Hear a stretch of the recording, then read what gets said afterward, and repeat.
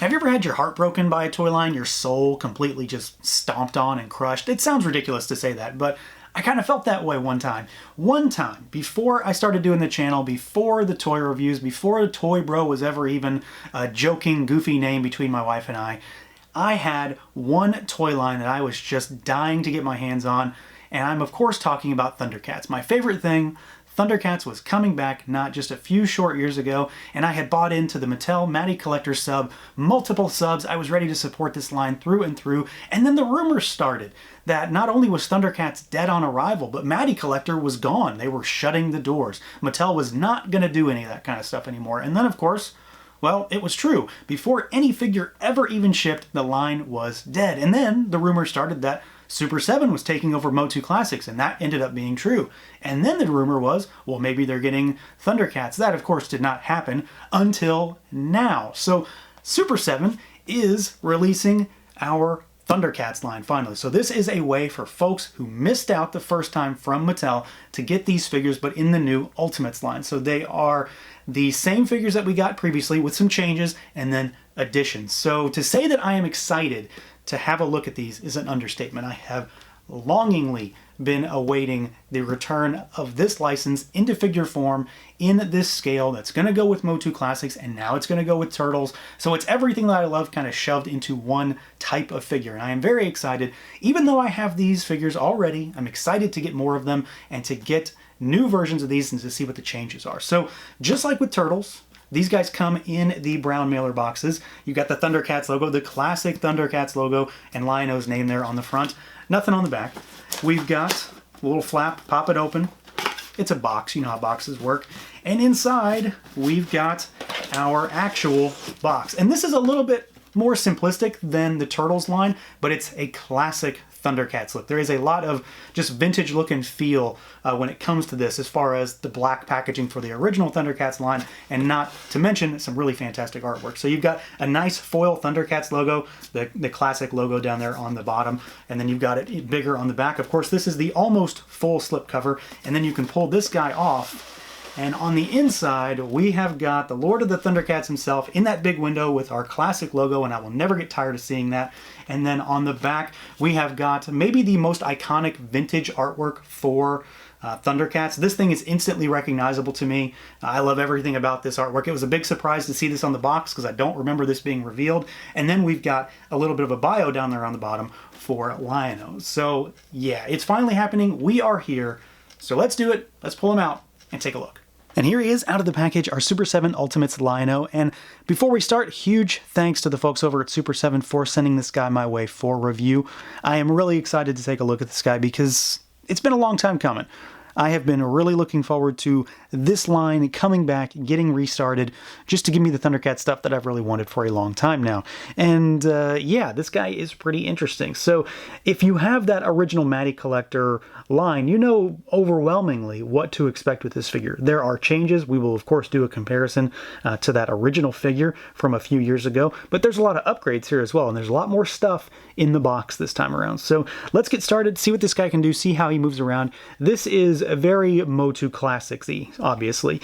This figure in particular was very much built on a Motu Classics He-Man style of body. So if you're familiar with that line, if you're familiar with this older figure, then you know what to expect.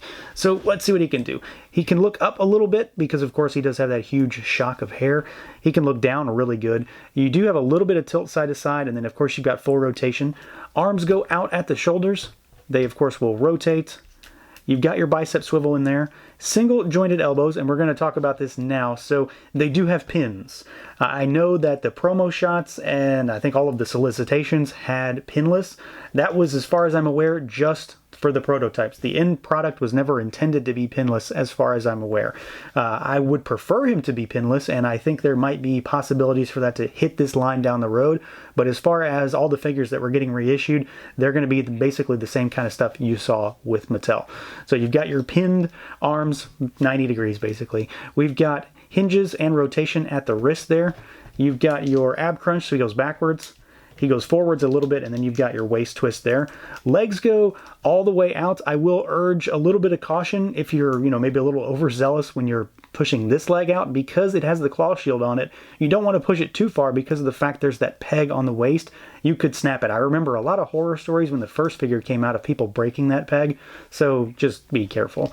You've got your thigh cut up there, single jointed knee, of course, pins again, and then you've got a boot cut down here, and then you've got rocker, and you've got hinges at the ankle. So again, it's very familiar territory. There's really nothing that I'm surprised about in terms of how this guy moves. I was pretty happy with this figure when he came out originally. I'm still very happy with the overall Motu Classics body. It is old, it is antiquated, but it's something that just makes me feel good when I mess around with a figure like this. Call it nostalgia, I suppose, for that particular line, but I think he moves well enough. There are always room for improvement, and I think they're going to try to hit some of those notes as this line progresses, but this is exactly what I expected this figure to be, so there's really no surprises when it comes to this guy. Now, in terms of the aesthetics, the overall visuals here, this is essentially very close to what we got with Mattel. There are differences, and there are a couple key differences on this figure that, just strictly speaking, make me prefer this version. One thing that I will note right out of the gate is something that I know a lot of folks were maybe concerned about, is the glossy nature of some of the earlier Motu figures that Super7 did. I don't see that occurring here.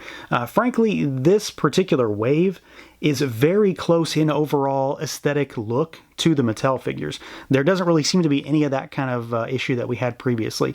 Most of that stuff didn't bother me too much. It was still a thing for sure, but this guy very much reminds me of the Mattel figure, and I think you'll see that when we do a comparison. But this, I mean, for me, this really does work well. For a big, bulky Lion-O figure, I'm really happy here. The paint applications on this guy are, for the most part, really well done. So, of course, you do have like the two-toned look when it comes to his forearms and then the hands. And we do have a change here as far as this particular figure goes, and we'll talk more about that, where he's got these more clawed-style gripping hands. And again, it's something to note when it comes to comparison. The Cats logo on his belt is incredibly well done here. This is a huge change from the Matty figure. This is a much-needed improvement because that was kind of a mess on that older figure. So this is really well done. It's very crisp, very clean, very vibrant, especially with the red and the black there. The belt is really nicely done. And you've got the kind of diaper thing that we had with Mattel, because this is actually a separate piece that sits over top of the crotch. You really wouldn't tell if you're, not looking up there. But you've got the kind of rubbery piece. It helps with the movement too, because it does kind of sit over his legs a little bit, so it helps kicking upwards because it kind of moves out of the way. And then you've got your claw shield over here on the side, and this is one of the changes. Again, we'll talk more about that. This is a more cartoony claw shield, which I am so happy that we got some changes when it comes to the claw shield, because that was one of my biggest gripes with that older figure.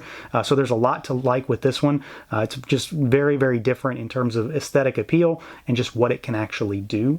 The blue on his armor is really well done. Nice, crisp, vibrant, saturated. The piping on the line work there is really nice as far as that darker blue goes.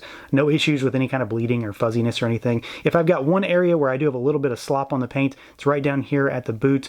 There's a little bit of gray over top of that blue there. Otherwise, though, he looks really good. I mean, I'm really happy with him. He does have some of the kind of odd gapping that you see with some of the Motu Classics figures. I mean, this is a telltale kind of He-Man thing almost.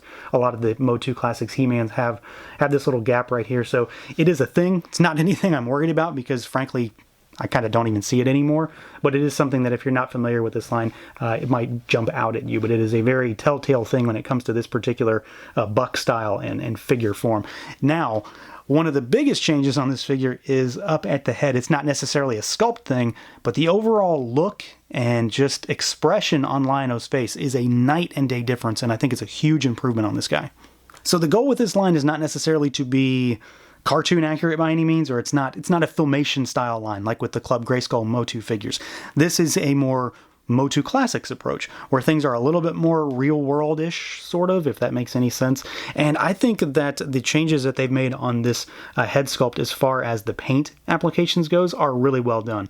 There is just some subtle changes that make him look a little bit more intense, and the expression on the original figure was kind of, I don't know, vacant almost. He really didn't have a whole lot. He was just kind of staring off into space. And while this is a stoic, nondescript kind of expression, the paint on him is really well done. The eyes look a little bit more real rather than cartoony in this instance, because they were kind of cartoony on the old figure on a more quote-unquote real body, and they didn't really match up to me in many instances.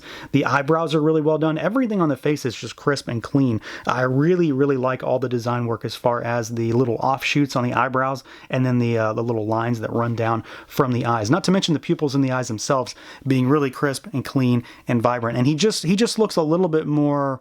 He looks a little bit more intense in this particular instance to me than that other figure. And then another change is also in the hair. It's a different shade of red this time, because that first figure had some really heavy-handed, kind of light red dry brushing all over it. So this is a little bit more muted, a little bit darker in color scheme. But the hair is great.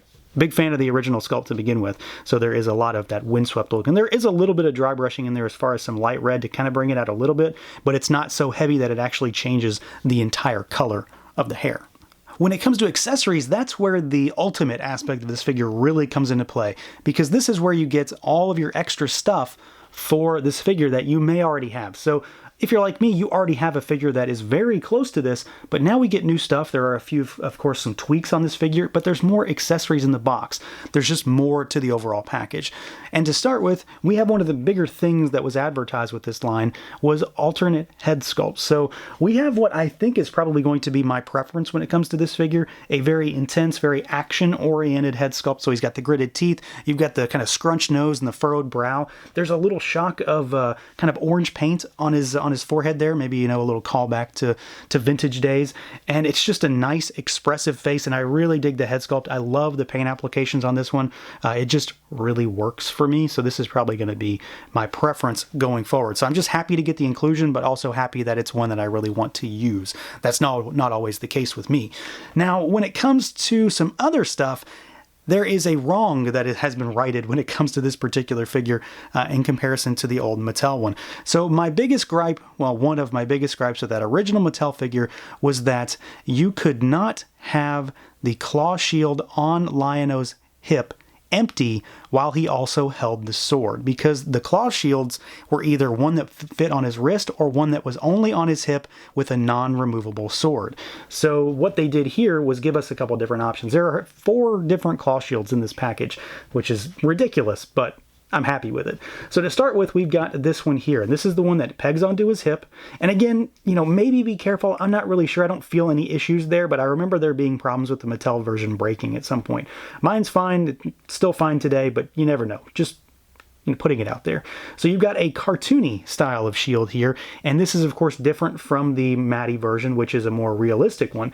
And this one has a removable short sword of Omens, which I really like. So you can take this out and pop this back on his waist, and then you could give him this sword. So you've got the short one with the closed eye right here. So I really like this option to begin with, because again, it just fixes some consistency issues with that other figure. Now, if you want, you can take this off his waist, take the hand off, like so, and then you can pop this big boy on there. And this is probably one of my favorite things in the whole box, is just the fact that we get both options for the cartoony style of shield, because, I mean, more often than not, I'm going to have the shield on his wrist. It looks awesome. Sculpt is fantastic. Paint looks really good. I mean, they're both kind of metallic-y. They've got a little bit of a kind of sparkle to them, and then they have that kind of, it's not bright gold, but it's kind of a mustardy gold color. So these look really good. I'm very happy with both of these. And then we have the 2 shields that the Matty figure came with. So you've got the option for the furry one, the more realistic one that goes on his wrist as well, so it's got a peg in there. And then you've got the one that kind of caused the consistency issues with the previous figure. So you've got one that can go on his hip, but it has a sword hilt in there. And if you use this one, then you cannot have a sword in his hand, otherwise it looks weird. So you've got, you know, a couple different options depending on how you want to do it. If you don't want Lion-O to be holding a sword, you could just use this one if you wanted. And then he has a few other things as well. I'm probably going to be going with this one though. So he's got the Book of Omens. This is a new accessory. And this thing is really well done. It's a book, so it's not too much to talk about, but it does look really nice, and it's very close to what it looked like in the screen. So it's kind of got that same kind of color that the shield does.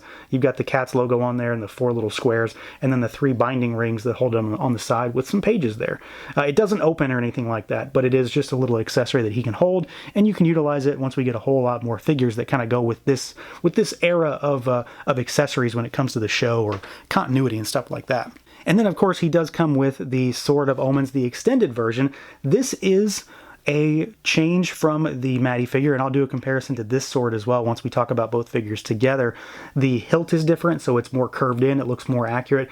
My only real gripe about this sword is that the Cats logo is not nearly as detailed as the Mattel version, so it's a little bit dumbed down compared to what's on Lion-O's belt, and then just compared to the Matty's sword. It's also got a different blade, so it's thinner, and the kind of inset of it is a little bit more accurate, I think. So this looks really nice, generally speaking, but I do think that there was definitely a chance to improve on this, and they kind of missed the mark a little bit on that one compared to what the Mattel version has. And then we do have the curiosity that I spoke of. So there are extra hands for this guy, and out of the box he does come with the kind of clawed style gripping hands. So these can be gripping hands, but they can also be kind of style pose hands. He does come with actual gripping hands, but he comes with 2 sets of them. So you've got a set of gripping hands, and then you've got another set of gripping hands, and I'm not really sure why. They are identical as best I can tell. They have the same hinge style, and they're both just regular gripping hands. What's interesting is that Lion-O from the Mattel figure had a kind of weird, almost thumbs-up looking hand that he held the sword with, and they don't include that one here. At least it's not nearly as bad here. So I'm not sure what's going on with the hands. I mean, they work, but I don't need 4 of them. Otherwise, though, he's got a pretty solid spread. And like I said, they righted my biggest problem, or one of my biggest problems with that previous figure. And then here's our comparison between our new Lion-O and our old Lion-O, Super7 and Mattel. And there's really nothing to talk about from the waist down, so let's just keep it from the waist up. And for my money, I'm going to say that this Lion-O edges them out just a little bit. They are very similar figures, obviously, but things like the different face paints on the new figure makes him look a little bit more serious compared to a almost slightly cartoony look on this one that doesn't really at times go with this particular style of figure. It's still a fine face and head, but I think I like this one a little bit better. The Cats insignia on the belt is undoubtedly better on the new figure than the old. I do prefer the new cartoony style claw shield because it doesn't change the figure for me. It's just a different style of armor, where this is in no way accurate. So that's definitely a change that I'm glad to have seen. There is one thing that the old figure does have that the new one doesn't, and that is a better insignia on the sword. So the cat's eye that's opened now, and the symbol actually on the sword is much cleaner. It's just much more accurate. It very much looks like it goes better with this figure than with this one. The hilt on the new figure I prefer, along with the slightly smaller blade, and the handle is a little bit different as well. So they're just different swords entirely, but when it comes down to it, I prefer this paint application over this one, but I like the overall sword better. So they are, of course, very, very similar. You know, your mileage may vary on which one you prefer, but I do think the new one offers enough changes that warrants a rebuy, because, I mean, frankly, I was going to buy him no matter what, but he does have enough changes to warrant a rebuy. And then, of course, the inclusions of things like the head, the Book of Omens, things like that really round out the package just to make things a little bit more complete. And then, because we have to do this, so here is our comparison with other Lion-O figures that fall into the same era style of Lion-O, so our classic Lion-O figure. And of course, there are a few others out there. You know, there's the Reaction Lion-O. I don't have him yet. And then, of course, there are a million of these little guys, but this is a good spread, I think. So we've got our Funko figure. We've got our original Bandai 8-inch. This is a Super7 Ultimate. We've got our very neon orange vintage LJN Lion-O. This is a Loyal Subjects. I'm not sure which one of the 15 variants it is.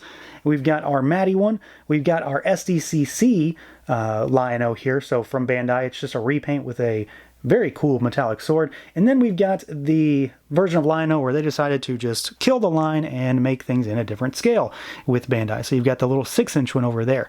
And I don't know if there's really much to compare against. I mean, there's obviously a lot of difference here, but you can get an idea of what we've got as far as Lion-O options across a various spectrum of things. One thing I think we can all agree on is that Bandai didn't know what in the world they were doing when it came to ThunderCats, and really did a bang-up job of just screwing up the whole license. Otherwise, though, this is a pretty cool spread. It's really nice to see all these figures right next to each other, and yeah, there you go. There's a timeline of Lion-O figures from about the past 30 years.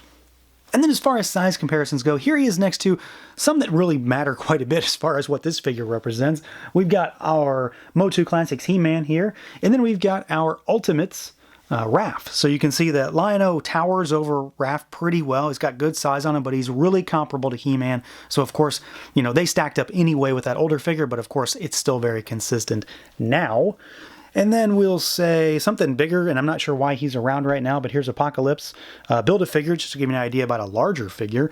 And then another 7-inch style of figure. So here he is next to a Mythic Legion. So there's Pixis. The namesake figure for Pixel Dan, you might have heard of him. We've got another Ultimates, so we've got our Toxie, so of course he stacks up really nicely as well, because all of these are very, very consistent in that regard. And then something else that's kind of different is, how about a Marvel Legends, so a Bucky Cap figure. Of course, that is Cyclops on the old Bucky Cap mold, and you can see that Lion-O has a lot of size and girth, so he's going to stack up really well with other 7-inch-ish style figures, and it's going to have a lot of size on stuff that is in more of the Hasbro quote-unquote normal 112-ish range. So at the end of the day, this Lion-O figure is definitely my preference when it comes to comparing the two.